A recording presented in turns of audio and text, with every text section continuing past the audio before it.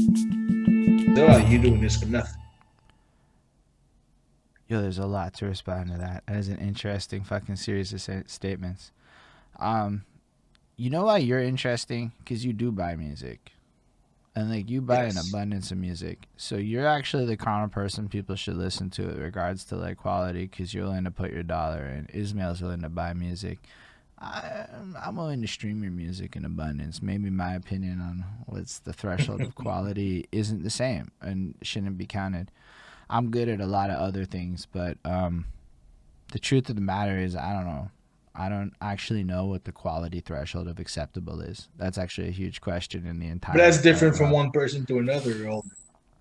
Fair.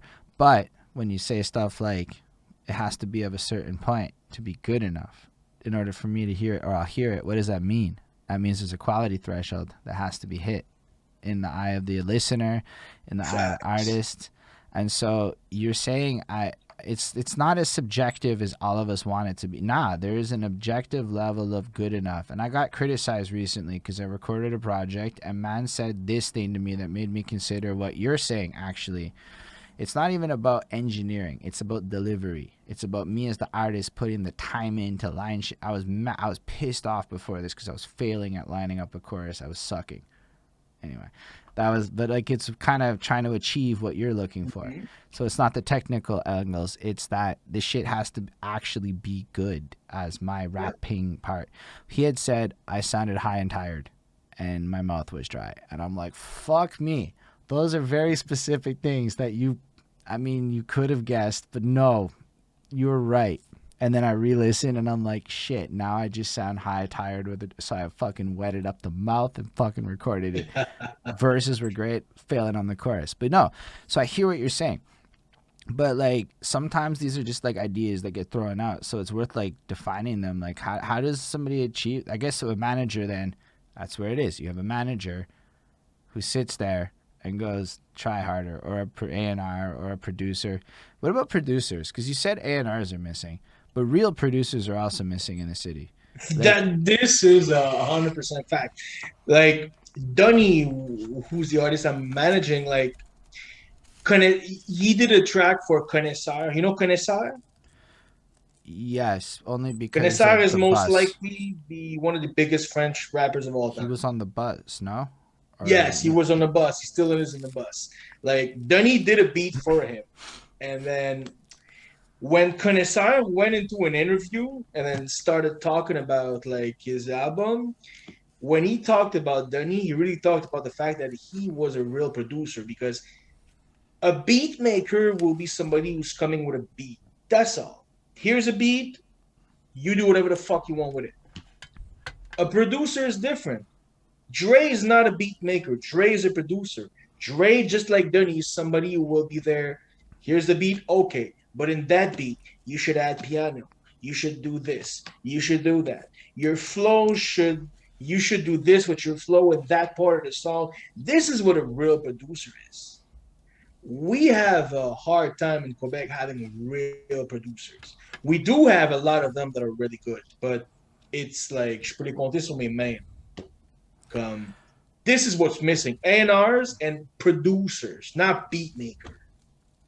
yo, but the artists also have to understand the difference. Because let's be real. I mean, and I'm talking Facts. maybe for myself more than others, but I fancy myself an executive producer, and I think every one of us fancies ourselves an executive producer, and maybe we all need extra executive producers that are more executive than our producer. Not really. No, no, you don't need like three executive producers, but you need one who understands the job of not only him being the beat maker, but you being the artist. Right.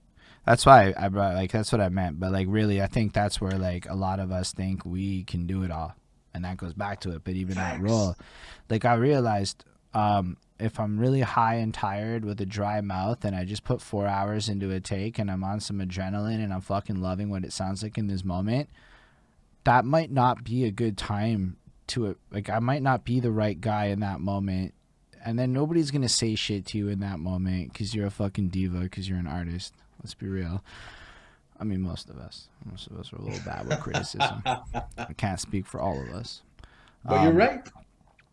and decision making is not. Yeah, that's where a lot of you come in. That's very powerful stuff.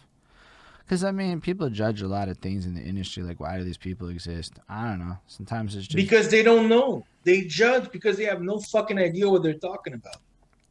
This is Mm, why they judge. Because they think that they can do everything by themselves. If you would have been able to do everything by yourself, oh, I you would wouldn't be be. popping and hot by right now, and you're not. Absolutely. You know, trust. Even behind that suit is not. It's never been solo. It has always involved other people from day one. It has to. And this is not only for artists, but for every businesses. Like I'm reading books about like how it's important to have teamwork. Like it is. You can't do everything alone, but you need to be able to find the right people for you. Yeah, and you need to also like. There's a difference between one of the books I read was Visionary versus Leader. I fancy myself more of a visionary than a leader. I don't really like the leadership side. I like the visionary shit. Like I'm actually not a good CEO. I'm more like I have to do it because I have to do it for now until I can find the right person to do it for me. And that's a whole other. That's not a manager. It's a whole other conversation. But really, I want to be like visionary. You know, ideas and like guiding top level and kind of telling the CEO what to do so he can go do the shit right because they're different roles. The leader is a different, you know, like, and even that I never thought of until I read this book like fucking recently. And I'm like, shit, maybe I have been aspiring to be the wrong thing for the longest time. And I think that's sometimes what happens is, yo, listen to rap music. Everybody a fucking boss. Who doesn't want to be a boss, man? Until you're in a boss man role and then you start considering, do I really want to be the boss man, or maybe I need a better boss for certain things and I can be the boss of these things. One thing about rap music, definitely it pushed the agenda of people having their own businesses.